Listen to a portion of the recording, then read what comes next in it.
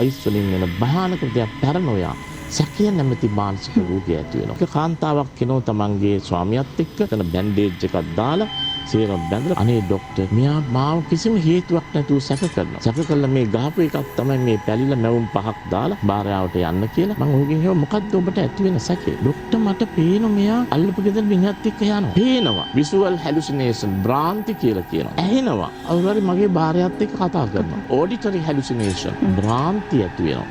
ඩිලියුෂන් උත් ඇති වෙනවා. ඒ ඩිලියුෂන් කියන්නේ මායාකාරී සිතුවිලි. අයිස් වලදී ඩෝපමීන් කියන රසායනික වැඩි වෙනවලු ස්නායු පද්ධතිය අවදි වීමත් සමග මේ ඩෝපමීන් කියන රසායනික වැඩි වීම භ්‍රාන්තිය ඇති වෙනවා. මායාකාරී සිතුවිලි ඇති වෙනවා. සැකය නැමැති මානසික රෝගය හරියට පැරනොයිඩ් කිසොපේනියා වැනි පැරනොයිඩ් බින්නෝන්මාදය වැනි සැකය නැමැති අපි දන්නවා බින්නෝන්මාදය කියන්නේ ප්‍රබල මානසික රෝගයක්. ප්‍රධානම ලක්ෂණය තමයි සැකය. සම්පූර්ණයෙන්ම පෞල් ජීවිතය ආධාර වෙනවා. මේ එක්ටසිත් අයිස් වගේමයි. පොඩි වෙනසයි තියෙන්නේ. මේ එක්ටසි, ටැම්පිටමීන්, කොකේන් එක හා සමාන මානසික උත්තේජක නැත්නම් සයිකෝස්ටිමුලන්ට් කියලා මනෝවෛද්‍ය විද්‍යාවේ කියනවා.